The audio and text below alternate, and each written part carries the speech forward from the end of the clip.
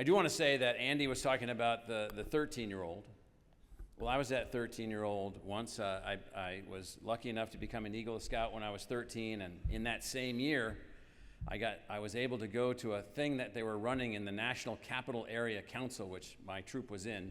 I lived at the Patuxent River Naval Air Station, where my dad was stationed in Lexington Park, Maryland, and we were in that part of the Boy Scouts, the National Capital Area, and the camp was out in Western Virginia, in the National Forest of the Mountains along the West Virginia border, called Camp Goshen was the name of this place. There's a whole bunch of Boy Scout camps, and I got picked to go to this Junior Leadership Training Camp, JLTC, where they ran this thing like the Marines.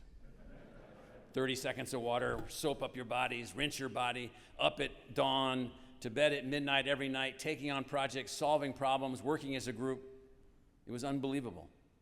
It was an unbelievable opportunity. And this is the summer of 1969. Richard Nixon's name is on my Eagle Scout little plaque thing that I got in his first term. That's how far back that was. That was before the internet, before digital calculators, before artificial intelligence, before social media, before all of the forces that we are embraced with at the moment, before all of the things that have been impacting us dramatically, before all of the traumas that the Boy Scouts have gone through in the past, before all of the stresses and the strains in our society. And it's been hard. It's been hard for me to watch the deterioration of what it takes to build young boys then and young boys and girls now in scouting to become the kind of leaders that our country absolutely has to have. There is no leadership training from artificial intelligence.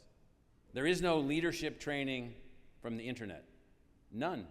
There's information, there's knowledge, there's insight. I spent over 20 minutes talking to my little AI tutor today to get myself to figure out exactly what the difference between 1 angstrom and 1/10 of an angstrom was so that I could understand it for a talk I was giving earlier today. Very useful. That's not leadership. Leadership can only be learned not by being a leader, but by being a part of an organization that's working to produce leaders.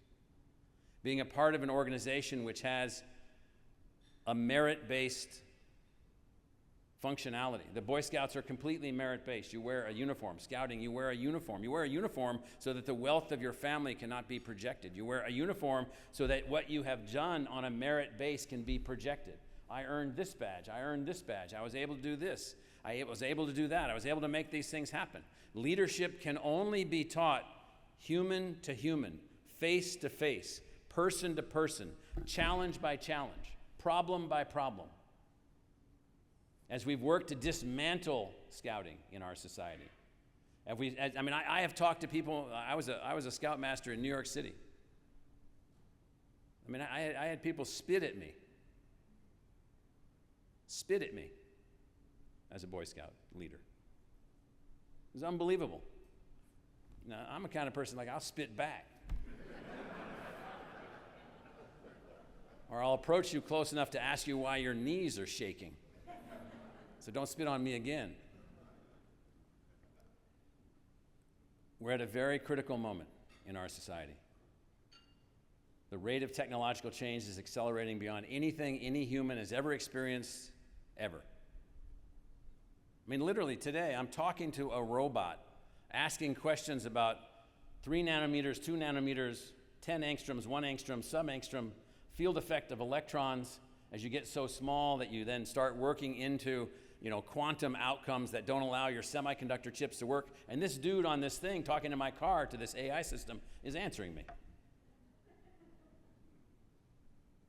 Let me tell you, everything is changing. Everything is changing. And if we allow everything to change, and we're driving some of those changes at the institution that I'm a part of, we write the software code and build the chips from which these systems are ultimately made.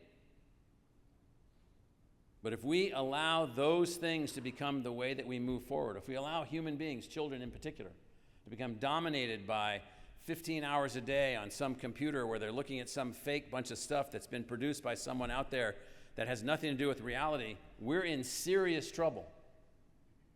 Serious trouble. You learn to be a leader in a small group of people. You learn to be a servant leader in a small group of people. You learn to solve problems, to overcome challenges. You learn respect. You learn empathy. You learn duty. You don't learn duty by someone telling you that you should have duty. You don't learn to honor your country by just saluting the flag. You learn it by understanding what it takes to build the country and make it work. So Scouting, in its new manifestation of boys and girls coming into Scouting as a volunteer organization, it's an unbelievable opportunity for our country.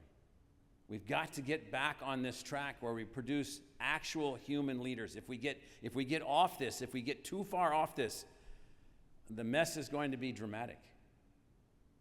People without an understanding of how to lead other people, people with no values about the community, with no capability whatsoever to understand what it takes to build and advance the republic, this fledgling democracy that we're a part of.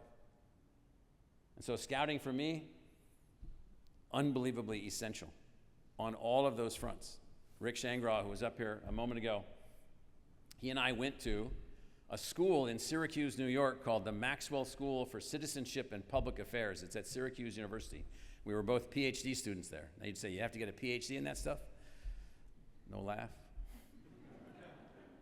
So we're sitting in a class one day. This is the school, this is the design school for the intellectual framing of how we're going to build the future of democracy. And the students that get picked to go to that and the support that we get to be able to go there. We're in this class one day, and there were 10 people in the class. 9 of them had been Eagle Scouts. 9 of them. It was unbelievable. The other one that hadn't been an Eagle Scout, which is now fixed, was a woman who was really irritated because she didn't have a chance to be an Eagle Scout. And if you saw in the earlier slide, one of the girls in the picture was wearing the Eagle Scout badge. That makes me smile big time. Eagle Scouts was not meant just for boys. It wasn't meant for that kind of world. We created a society where boys and girls, men and women are equal. And we need leadership from all of these groups. And so Scouting, unbelievable, unbelievably important, was crashing. We pulled it up from the nosedive, and now it's rising again in its new model, moving in new directions. We better hope that we get this to work. We will not like the results if we don't get it to work.